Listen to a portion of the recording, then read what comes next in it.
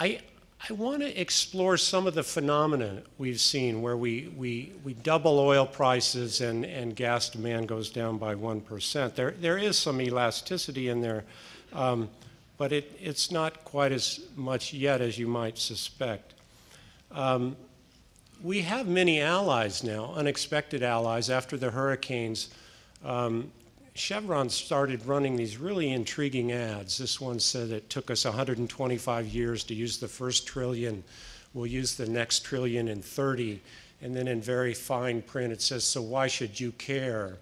And these ads, similar ads, were running on television. You've seen them in airports as you've traveled, a whole bunch of them. And I find it one of the most intriguing ad campaigns I've seen in a long time. So Dave Riley, who, the chairman there, is in our camp in a way. I think the first sentence in here is the era of easy oil is over. But there has been a backlash, and it's been coming from a number of different directions. This is an Exxon ad that ran in the papers a few months ago. Colin Campbell actually made the astute observation that given the angle of the binoculars, the peak looks quite near, and that it is only clouded by bad data, was his sort of retort to this that I thought was good. Charlie Maxwell, who spoke at our conference last year, the most polite and saintly man I've met in the peak oil movement, just last week had a long interview in Barron's, and Charlie said Exxon has taken out advertising saying there'll be plenty of future supplies. This verges on the irresponsible because it says to the government, there is no problem. It says to the media, there is no problem. It says to the public, there is no problem. So we are to march with fife and drum, banners flying into the maw of destruction because Exxon tells us there is no problem. When you read Jürgen and Sarah's report, Cambridge Energy Research Associates, if you can ever get the prize, they turned that wonderful book into an 8-part, 8-hour-long movie. Those VHS tapes are spectacular. They ought to be republished. I think they would sell by the thousands now. It's an unbelievable series, and Dan Jürgen has done a lot of great work in his life. But this recent report is quite strange. He actually agrees with us on a whole lot of things. They agree with us that exploration is falling and that the last 2 years have been abysmal. They have a 5% decline rate in one of their graphs and acknowledge that this may be increasing and the huge challenge of filling this gap even before you begin to grow production. And then in this chart, without actually ever saying it, they say that crude oil is going to peak before 2010. They never say this in the report. The report is all about how we're going to grow new production from 360 fields is going to take us to 110 million barrels a day from where we are now by 2015, no problem. But this chart shows crude oil production peaking before 2010. And then Robert Esser, who wrote most of that report according to Matt Simmons, was quoted recently as saying, in our view, peak oil theory is garbage. Well, what does that make you? You spent 2 days at a peak oil conference. That makes you garbage collectors. By inference, you're getting all this information. And I'm curious, when you get deeper into Sarah's report, it's almost like they can't bring themselves to believe what the evidence says. It's almost like they're holding us off, holding it off, holding it at bay. It's almost unspeakable what their own findings suggest. And so they use all kinds of statistical ways yet to find oil, oil under appraisal. They bring all of the natural gas liquids in that are a function of expanding natural gas production globally. They bring all of that into the oil category, and then they call it all capacity, productive capacity, a perfect world. They neglect all the things we're really familiar with. They're wrong on Norway, they're wrong on Mexico, they're wrong on the Soviet Union. It's astounding the lengths to which they go in this report to not reach the conclusion that peak oil is near. So I want to explore why I think that's going on, why they can't be honest, and why they're having difficulty speaking truth to power. One of my favorite writers is a guy named Loren Eiseley. He once wrote that man's long adventure with knowledge has been a climb up the heat ladder. The creature that crept further through the glitter of blue glacial nights now lives surrounded by the hiss of steam and the roar of engines, and he is himself a great roaring furnace. This has been our journey. For most of human history, we've been farming the sun, living very quietly on the planet Earth in small numbers. Many ways to farm the sun. You can do it by planting rice. You can do it by grazing cattle or sheep. Lots of different ways. You can do it by fishing the open ocean. And then things changed very rapidly. Just 100 years ago, a whole series of brilliant inventors, the personification of Yankee ingenuity, the Wright brothers here flying around the Statue of Liberty. Just a century ago, they had never flown over water. And so, given Yankee ingenuity and common sense, they strap a canoe to the underside of their plane here. You know, and the Wright brothers are much underappreciated. These guys were genius. I mean, they were brilliant. They sewed the muslin onto these wings after they had crafted the spars of the wings with their own hand and built this engine upstairs in their bicycle shop. And they unlocked this difficult, dangerous problem of balance in flight. Without getting killed, either one of them. Just a remarkable accomplishment. And then U.S. history just unfolds very rapidly from there. Lindbergh flies the Atlantic in 27. Amelia tries to go around the world in 36. And then I was astounded to find this out, that as recently as 75, 80% of Americans had never flown commercially on a jet plane, but that today 8 million flights carry 600 million passengers each year. This animation is one day's air travel in the United States, with each line representing an air flight.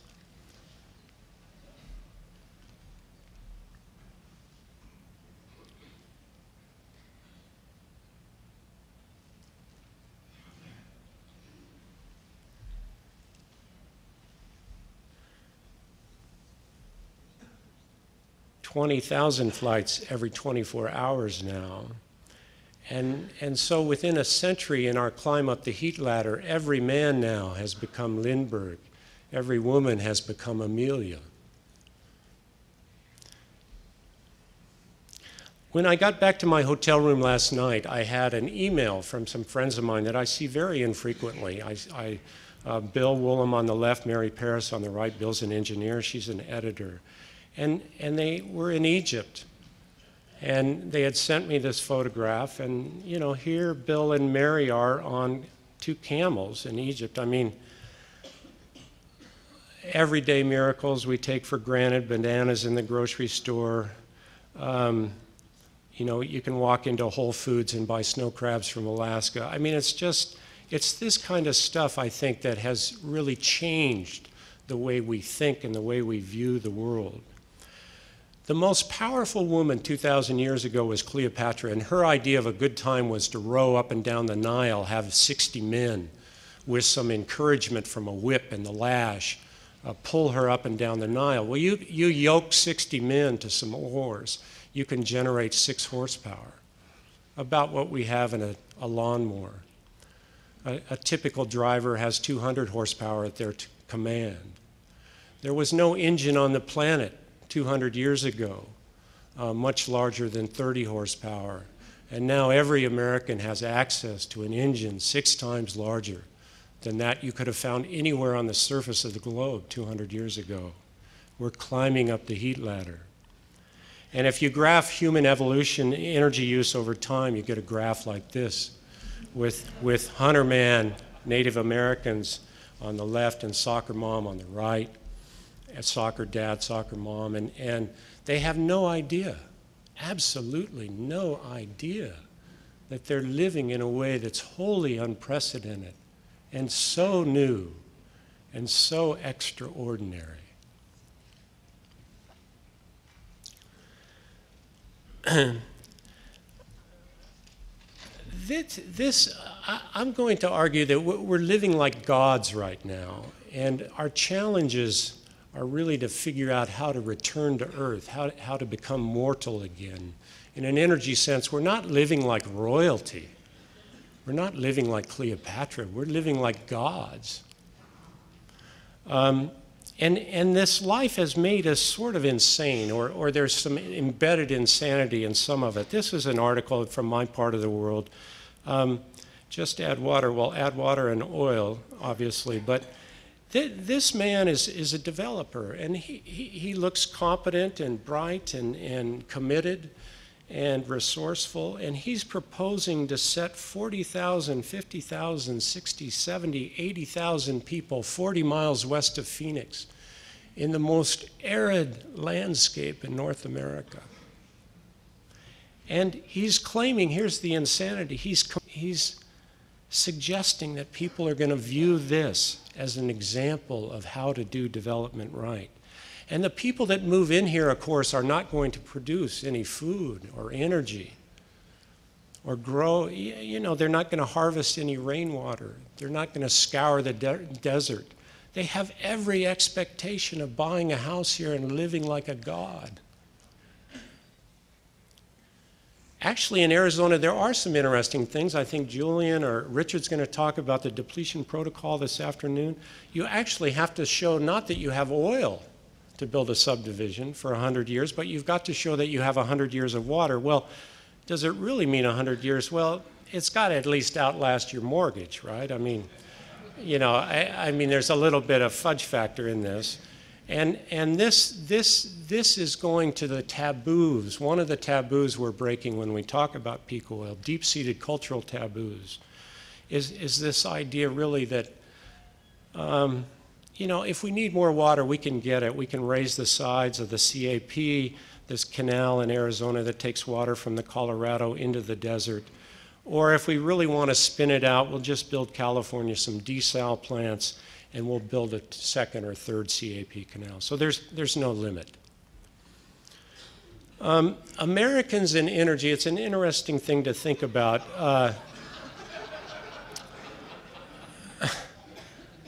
We have been so blessed. Our continent was so rich. It has stupefied us. It has made us dull. The continent was so rich in oil, so rich in coal, uranium, wind, solar, any resource you can imagine, the world's best, most fertile soils, best timber. We were just blessed. And it now creates a problem for us. That blessing has the potential to turn into a curse because of what it's done to us. It's made us autistic when it comes to energy, I think. This is a really interesting book by a guy named David Brooks, who's a columnist for the New York Times, and he was trying to understand the genius of our country, not that 4% of the world's people use a quarter of the world's energy, but that 4% of the world's people create a quarter of global GDP. In these 50 states, more than a quarter of all global economic activity happens, and David Brooks wanted to know, what is the genius? Why are thousands of Mexicans today trying to walk across the desert to get into the United States? What is the genius? How does a Vietnamese girl who's a refugee come to California and graduate at the top of her class and go on to Stanford, start a company? What is the genius of America? And he argues that it's something he calls the paradise spell. That seemingly ordinary Americans often have a remarkably tenuous grip on reality. But underneath that, there's an imaginative fire that animates us and propels us to work hard and move much and leap wantonly. He never mentions energy in this book. He never gives energy the least credit for our success.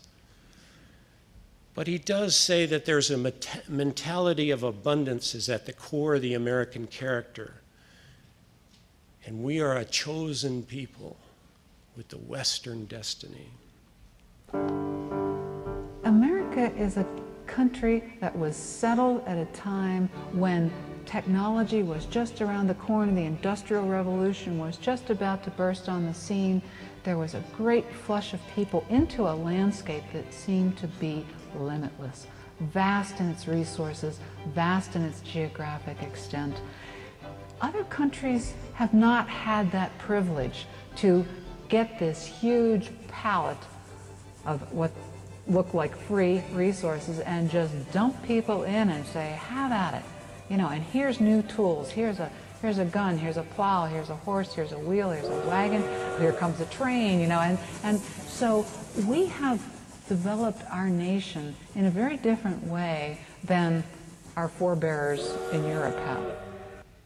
Global oil production has increased eightfold since 1950, and when the GIs came home from the war, the whole world was running on American petroleum. Global oil consumption was about 10 million barrels a day. 2/3 of it was produced in the United States. We were the world's largest exporter. So in a very real sense, our energy wealth has underpinned this paradise spell that Brooks is talking about. We've been drowning in oil.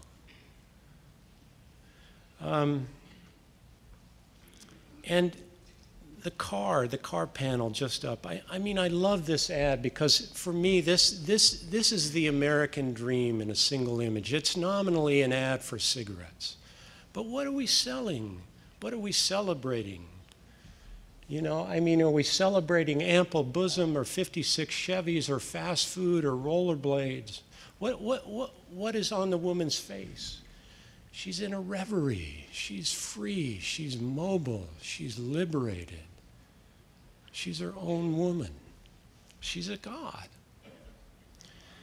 We've been looking. Human beings have been searching for perpetual motion, and we found it. We found it, and we've had it, and we've loved it. We've adored it. It's been spectacular. Bill and Mary can go ride camels in Egypt.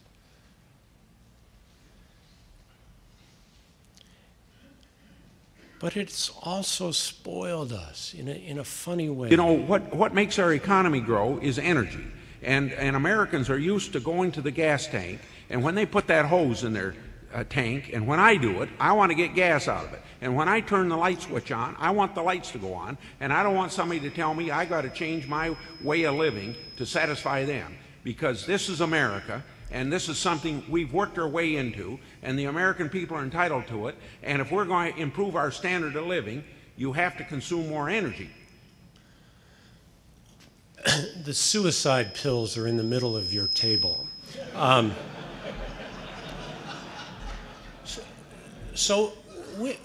I don't mean to pick on Republicans here. You know, what was noticeable to me about Al Gore's movie was how pathetic his solutions were at the end. I mean, just our politicians have not been able to speak truth to power. That's what peak oil movement is all about, speaking truth to power and understanding our energy challenges. They just have not been capable of doing that. And so we have the cornucopians abound, you know, and the Stone Age, this thing I could talk for hours about what's wrong with the first quote. And this is Amory's quote in the second. Oil may become unattractive at low prices before it becomes unavailable at high prices. Nobody in Germany, which had no oil and lost a world war because of it, or in Japan, which has no oil, would ever say something so cavalier. I love this, was on a drilling rig out in Colorado. Earth first, we'll drill the other planets later. And that really, that's part of our genius. You know, the Paradise Spell is both a blessing and a curse. It is part of our genius, a willingness to take risks, to invent, to be ingenious, to start companies, to do that stuff. But the Paradise Spell in recent years has been under assault from many directions. And when you have to pay $75 to fill up your car, soccer mom living like a goddess, she becomes fearful because she knows that she's inordinately dependent on an energy infrastructure of enormous complexity, but one that which she does not understand. She knows nothing about it. She doesn't know anything about it. She hasn't needed to. It's a compliment to the oil and gas industry, to the electric utilities. Thunder Horse, you know, it would knocked down by a hurricane. I mean, the Paradise Spell under assault was going to be back online this year. Then BP was hoping to get it back up next year. Now it looks like 2008. You know, $500 billion, 500 million, 800 million. I'm not sure what this thing cost. It's going to cost hundreds of millions to repair. And so, living like gods, we have no experience with sailing off a depletion cliff. We have no cultural strength or wisdom with that would really guide us in this moment. What do we do? How do you deal with this when production and drilling dissipate like this and go in different directions, and when half of the natural gas that will be consumed in the U.S. today is coming from wells that are less than 3 years old? After World War II, the Polynesians had loved all these ships bringing in goods, and the armies left, and the military left, and the Navy left, and they continued building. They continued building airstrips and landing docks and things, hoping if they built the landing strips and the docks that the ships would return. And it was called the cargo cult phenomenon. If we build it, they'll come back.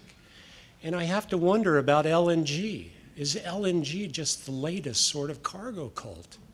We're going to need 7 boatloads a day within 15 years. A series of meetings which will be chaired by Vice President Cheney on discussing our nation's energy situation.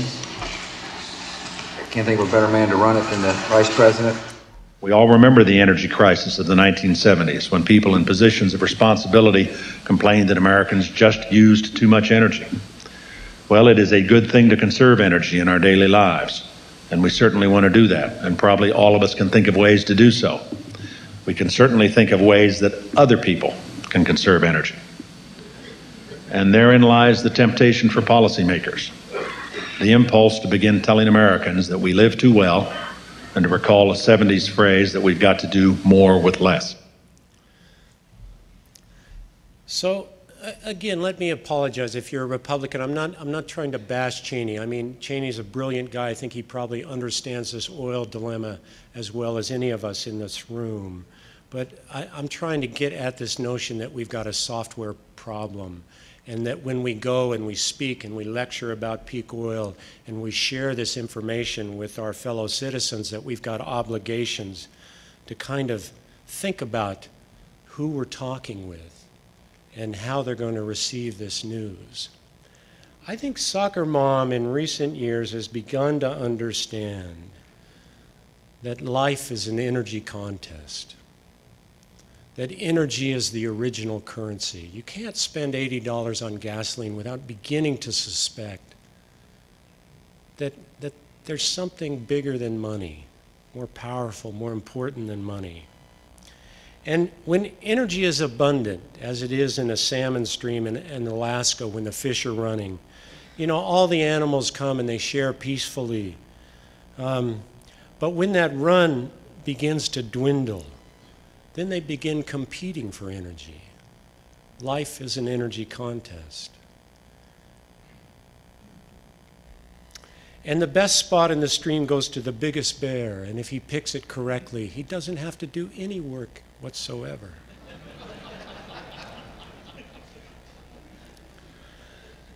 So you have to ask yourself, people are animals.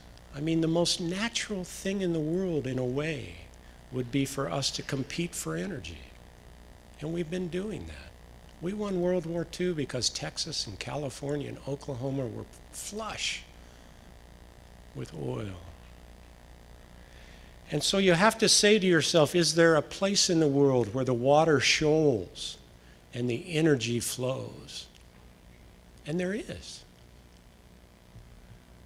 This is at Strait of Hormuz, at the mouth of the Persian Gulf. Scott Pugh has been through here. It's only 10, 12 miles wide, 15, 18 miles wide, only 60, 70, 75 feet deep. He's been through there in a nuclear submarine. And who are the bears? Who are the bears now? Iran is on the top of this, Oman, United Arab Emirates on the bottom.